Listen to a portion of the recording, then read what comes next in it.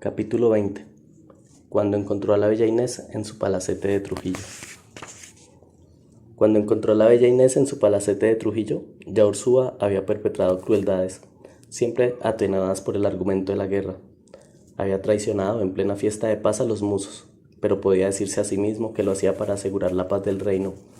Había envenenado en el banquete de la alianza a los cimarrones de Panamá, pero intentaba justificarse argumentando con trampa que los negros rebeldes mantenían al istmo en la zozobra, que mucha gente de bien, laboriosa y respetuosa de Dios estaba en peligro, que el orden precario de las Indias se veía amenazado por esas rebeliones sacrílegas.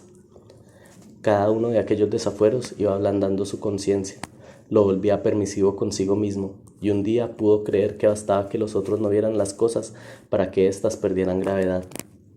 Es verdad que la guerra envilece, y los que van a ella arrastrados por la necesidad, defendiendo su honor, pueden terminar convirtiendo en costumbre un ciego instrumento de supervivencia, convirtiendo en oficio lo que solo podía argumentarse como recurso momentáneo. La traición, el veneno, la trampa, al comienzo son tan solo instrumentos. ¿En qué momento nos convertimos en instrumentos suyos? Tengo que volver a decirlo. Ya en Panamá, Ursúa se había visto obligado a recurrir a soldados brutales y presidiarios, forajidos acostumbrados al engaño y al crimen. Eran la gente disponible y la guerra lo obligó a utilizarlos. Pero eso que en Panamá se le había impuesto, más tarde en el Perú se volvía costumbre. Se dijo claramente que dominar la selva exigía hombres, más que fuertes, brutales, que la situación imponía reclutar varones dispuestos a todo, ojalá sin escrúpulos, y en esa tropa de 800 hombres que Ursúa fue enganchando a lo largo de los meses, se iba espesando una nata de vicios y veleidades. Eran el sumidero de la conquista, resentidos, infames, hombres necios y crueles que habían traicionado más de una causa, que acomodaban su conducta a la necesidad o al apetito. Una vistosa galería de canallas se destacaba sobre el horizonte de mediocridad de la soldadesca. Alguien que observara desde afuera podía sentir que allí solo había malvados y serviles. 70 años de crueldades, postergaciones resueltos en una tropa mercenaria, casi sin sed de gloria y sin más ambición que la rapiña. Cortés en los palacios bestiales de Tenochtitlán y Pizarro en la matanza de Cajamarca, Alvarado en las minas antillanas y Valdivia en los litorales violentos, Garay en las plantaciones de Jamaica, Ponce de León en las guerras del Borinquén, Hortal y Cendeño en los barcos perdidos de Trinidad, Heredia en el saqueo de las tumbas de oro y Belalcázar en los violentos despeñaderos de Quito, Ambrosio Alfínger en las decapitaciones del Valle de Upar y Jiménez de Quesada aquí arriba en las lapidaciones del Gualí, en la fortaleza calcinada de Santa Águeda, estaban sin embargo sujetos a una ley y sometidos a un mínimo orden. Ursúa mismo nunca daba un paso sin previa autorización de sus jefes, pero esta conquista laboriosa en crueldad y largamente ejercida en licencias no podía dejar de engendrar criaturas más membranosas, y esos mismos valientes y obedientes hijos de Dios y siervos del emperador fueron socavando el prestigio divino y la dignidad real. Ya Gonzalo Pizarro y el demonio de los Andes en los cadalsos pérfidos de Lima habían comenzado la edad de las grandes rebeliones. En las puertas de la selva se comprueba por fin que los garfios de la ley son pequeños y torpes, que los instrumentos del poder resultan inhábiles. Al caudal de los ríos no se responde con decretos, y ante las fauces de la gran serpiente no son recursos ni el hierro ni la pólvora. La violencia ha sido el martillo y el cincel de esta conquista, pero se llega a un punto en que ya nada puede la violencia. Todo asalto despierta una avalancha, toda herida devuelve una enfermedad. Todo crimen inicia una prodigiosa aniquilación. Las respuestas de los dioses no se modulan con palabras comunes y la furia de los humanos acaba por volverse contra sí misma. Yo lo admiraba tanto que no esperaba nunca ver a Ursúa cometiendo hoy un robo, mañana un atropello, pasado mañana un crimen, y cuando vi esas cosas comprendí que sus actos eran ya la venganza de la selva, que su propia campaña empezaba a naufragar en la locura y que otras locuras se desprenderían de aquella. ¿En qué momento una aventura empieza a convertirse en crimen? ¿En qué momento el héroe se convierte en bandido? ¿De qué manera una cruzada llena de ideales se despeña en una carnicería? En este punto quisiera contar algo que, cuando lo supe, yendo por la selva, hizo que comenzara a mirar a Ursúa con menos simpatía. Me había hecho amigo de uno de los hombres que estuvieron con él en la guerra contra los cimarrones en Panamá, y que se llamaba Juan Martín, hombre leal y justo a quien después mató Aguirre con sus propias manos, Me contó cómo había sido el castigo de un grupo de negros de Bayano, de los que habían alzado contra sus amos en Veragua. Una vez vencidos y hechos prisioneros, 6 de ellos fueron condenados a la muerte más cruel que uno pueda imaginar. Los llevaron desnudos a un poste central del que salían unas cuerdas con unos collares de acero. Pusieron los anillos de metal en sus cuellos, dejaron en sus manos unas varas delgadas y los conminaron a abandonar el culto que decían profesar y sus pérfidos dioses de África, pues uno de aquellos hombres había sido nombrado por los otros sacerdote u obispo de ese culto. No solo no aceptaron arrepentirse de su rebelión ni negar sus dioses y sus ceremonias, sino que respondieron que estaban ansiosos de morir y que una vez muertos irían a su tierra de origen y traerían de allá tanta gente y poder que cobrarían cara la crueldad de sus enemigos.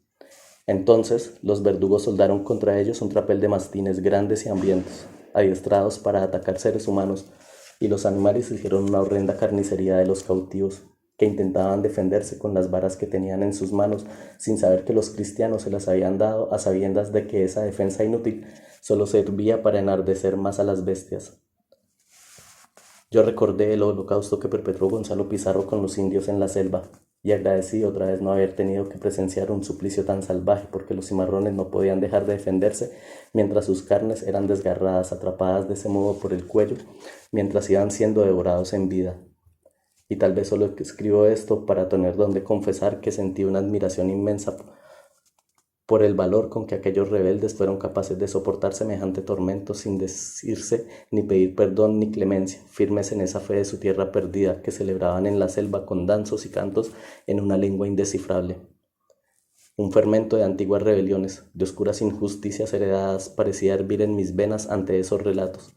Y cuando Juan Martín añadió que a los cimarrones moribundos, después del castigo, todavía los llevaron a ahorcar en los árboles de la floresta, sentí que no podían ser hombres sino demonios los que eran capaces de infligir castigos tan monstruosos. No me dijo Martín que hubiera sido Ursúa quien ordenó o ejecutó el tormento, pero harto sabía yo que él era el jefe de aquella campaña y que ninguna decisión podía haberse tomado sin su consentimiento. Un infierno se hizo en mi alma, porque fue gracias a mi intervención como Ursúa pudo acceder al virrey y convertirse en el pacificador tenebroso. La sangre de aquellos cimarrones venía a cubrirme como una mancha. Si bien esas maldades no estaban en mis intenciones, la conducta de Ursúa empezó a parecerme injustificable. La crueldad con unos pobres esclavos ya vencidos me pareció tan innecesaria como impía, y pensar que al final de su vida fueron mulatos y negros los que más generosamente intentaron salvarlo.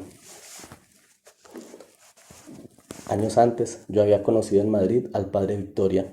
Lo busqué atraído por su fama y movido por la gratitud de saber que otro español de la época había podido sentir lo mismo que yo sentí en la campaña de la Canela, cuando vi las hierbas rojas, los hocicos manchados y los perros enardecidos por el olor de la sangre. Ya llevaba sobre mi alma la sangre que había vertido mi padre, pero también el malestar, el asco de aquellas tardes en la selva, cuando comprendí que esa rutina de muerte no había sido hecha para mí, y me conmoví cuando el padre Victoria me dijo que se había helado la sangre en las venas al enterarse de que los hijos de España habían sido capaces de asesinar en una tarde en Cajamarca aquella corte exquisita de príncipes y de jerarcas de un imperio que todas las referencias le mostraban como un reino de civilidad y de trabajo. Porque como lo advertiría quien lea con cuidado estas memorias, no hay nada que me haya marcado tanto como aquella tarde atroz y aquel lago de sangre que parecía contemplar las estrellas. Hasta Ursúa sintió repugnancia ante mi relato de las masacres, y eso me costó entenderlo. Si había sido tan feroz con los cimarrones, si ya teníamos claras noticias de que había sido extremadamente cruel con los musos y los taironas en el nuevo reino de Granada, ¿podía creerse su sinceridad cuando rechazaba todos estos hechos? Para mí la guerra lo autoriza todo, respondió. La guerra está para enfrentarnos y que gane el mejor. Y en medio de una batalla nunca dudé en matar o en utilizar todo recurso para sobrevivir. Pero desprecio al que se aprovecha de la debilidad de los otros. Nunca mataría a alguien desarmado. Esa solo puede ser tarea del verdugo. Prefiero entregarle mi espada al adversario aunque yo deba luchar con un bastón de fresno, antes que sentir que no le gané lealmente. Pero en toda guerra con indios, le dije, ellos estaban en desventaja, tal vez por sus recursos, pero son muchos más que nosotros, me contestó. Y yo siempre he luchado hasta vencerlos, no hasta aniquilarlos. Nadie me acusará de haber disparado cañones contra indios inermes. o de haber aprovechado sus rituales y sus ceremonias para tomarlos a traición. Y añadió con un tono inquietante: nada desprecio tanto como la traición. Pero he oído hablar del modo como Ursúa derrotó a los musos en tierras de Boyacá.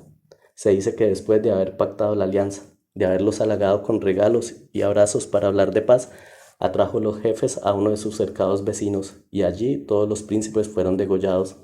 Yo al comienzo no lo podía creer, porque recordaba aquellas palabras del capitán. Ahora sé que la guerra hace engañosos a los hombres, que les hace aceptable cosas que afirmaron no tolerar jamás, y que esta larga conquista se vive como un estado de acechanza permanente, donde cualquier descuido debe ser aprovechado, donde cualquier artimaña resulta un instrumento providencial, donde nadie logra detenerse a pesar de su situación es justa o si la violencia es legítima, porque esos minutos de vacilación pueden significarle la muerte.